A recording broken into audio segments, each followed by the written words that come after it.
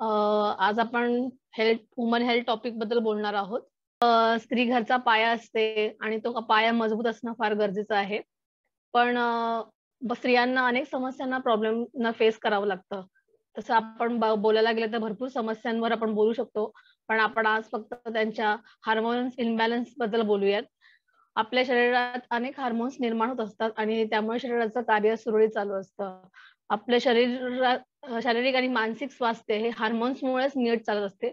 पण जेव्हा हे हार्मोन्स अनियंत्रित होतात, त्यामुळे निरनिराळ्या आरोग्य समस्यांना आपल्याला फेस करावं लागतं आणि हार्मोन्सचं कार्य बिघडण्यालाच आपण हार्मोनल इम्बॅलन्स असं म्हणू शकतो.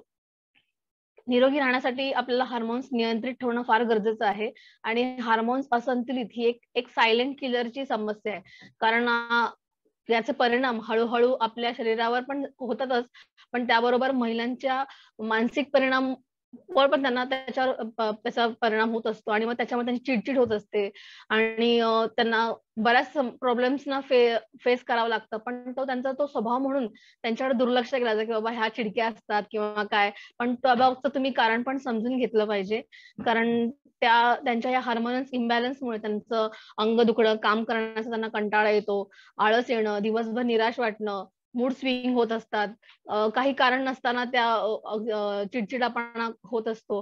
पण या मागची काही कारणं आहेत आणि ती आपण आज समजून घेऊया, की खरं तर महिलांना जीवनाच्या प्रत्येक टप्प्यावर या हार्मोनल इम्बॅलन्सना फेस करावं लागतं. मग ती त्यांची स्टार्टिंगला जेव्हा त्यांना पिरियड सुरू होतात म्हणजे पौगंडावस्था म्हणूया आपण. नंतर त्यांची गर्भधारणाच्या वेळेला म्हणजे ज्यानंतर मेनोपॉजचा त्रास असतो, त्यावेळेस पण त्यांना ह्या प्रॉब्लेम्सना फेस करावं लागतं.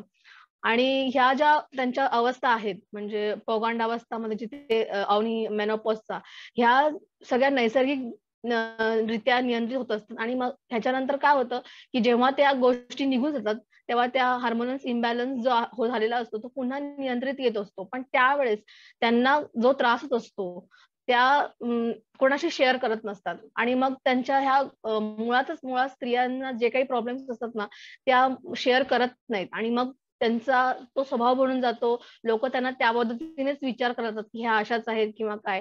पण मला असं वाटतं, की प्रत्येकाने आपल्या गोष्टी शेअर कराव्यात. म्हणजे त्यांचे प्रॉब्लेम्स आणि मग प्रत्येक स्त्रीला वेगवेगळ्या तुम्हाला अनुभव पण मिळतात, की हे का होतं? हे असं का होतंय? ह्यावरून तुम्हाला काही गोष्टी शेअर केल्यानंतरच समजू शकतात. तर हे असं का होत असतं हे पण समजून घेतलं पाहिजे. आता सध्याचं जे जीवन आहे धकाधकीचं, त्याच्यामुळे हार्मोनल्स इम्बॅलन्स मोस्टली जास्त प्रमाणात होत असतात.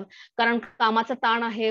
मोस्टली बऱ्याच स्त्रिया आता कामाला जातात, जॉबला जातात. त्याच्यामुळे त्यांना घर, ऑफिस हे सगळं करताना त्यांची जी चुकीची जीवनशैली होते, म्हणजे खाणं-पिणं व्यवस्थित वेळेवर होत नाही.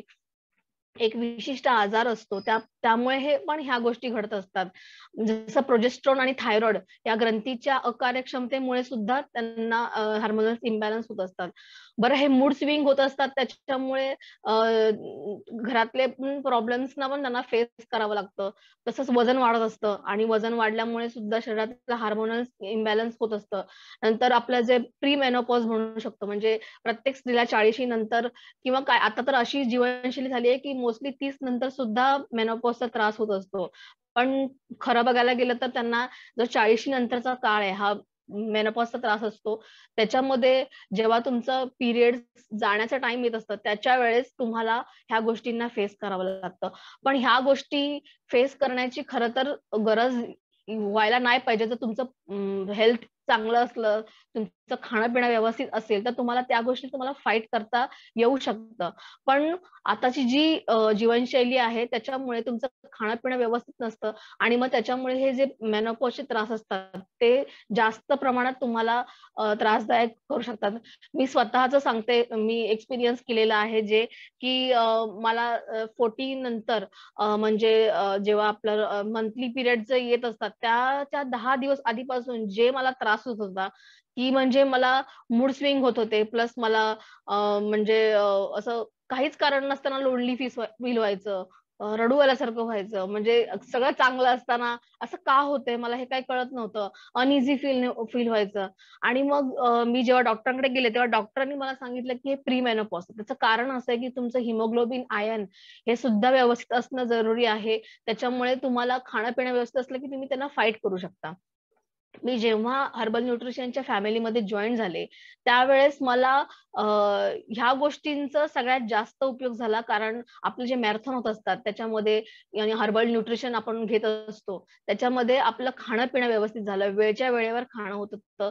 प्लस जे रोजच्या पालेभाज्या, हिरव्या पालेभाज्या खातोय आपण. प्लस म्हणजे सॅलड वगैरे खाणं. ह्या सगळ्या गोष्टी आल्या आणि त्याच्यामुळे प्लस मी जेव्हा हर्बल न्यूट्रिशनचे प्रॉडक्ट घेतले, त्यावेळेस मी वुमन चॉईस म्हणून हा एक आपला हर्बल न्यूट्रिशनचा प्रॉडक्ट आहे. तो घेतला. हा फक्त हार्मोनल इम्बॅलन्सवर आहे. हे आपल्याला हार्मोनल इम्बॅलन्स कम्फर्ट म्हणजे त्याच्यामध्ये सोया सोया आयसोफ्लेवन्स आणि चासबेरीचं ब्लेंड आहे ह्याच्यामध्ये आणि हे तुम्ही नक्की ट्राय करा. कारण हे हार्मोनल इम्बॅलन्सवर गुणकारी आहे आणि ह्याचा मला इतका फायदा झाला, की मला हे घेतल्यानंतरच म्हणजे मेनोपॉजचा त्रास होत होता मला 10 दिवस आधी वगैरे, 1 हफ्ताभर आधीच होता. तो मला त्रास थोडं पूर्णपणे बंद झालं असं म्हणू शकत नाही. पण म्हणजे 80% मला फरक पडला.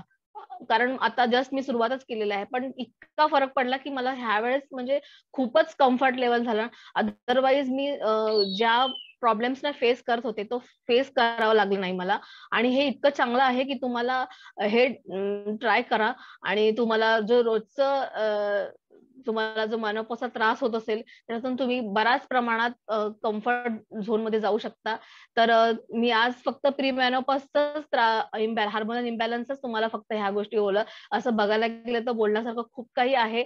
पण तुम्ही डॉक्टरांचा सल्लाही घेऊ शकता. प्लस आपण हे जे आहे हर्बल न्यूट्रिशनचं प्रॉडक्ट हे सुद्धा वापरा आणि आपल्या हर्बल न्यूट्रिशनच्या ज्या फॅमिलीमध्ये ज्या मॅरेथॉन वगैरे होतात, त्याच्यातून आपल्याला जे खाणं-पिणं सगळं वेळेवर होणं, हे सुद्धा फार गरजेचं आहे. आपले प्रॉडक्ट्स पण अतिशय चांगले आहेत सगळे. त्याच्यामुळे तुम्हाला प्रोटीन्स वगैरे मिळतात. तर हे सगळं तुम्ही नक्की म्हणजे तुम्ही ट्राय करा आणि जो म्हणजे 40 प्लस नंतर त्रास होतो किंवा काय, त्याच्यातून तुम्ही मुक्तता मिळू शकता. तर थँक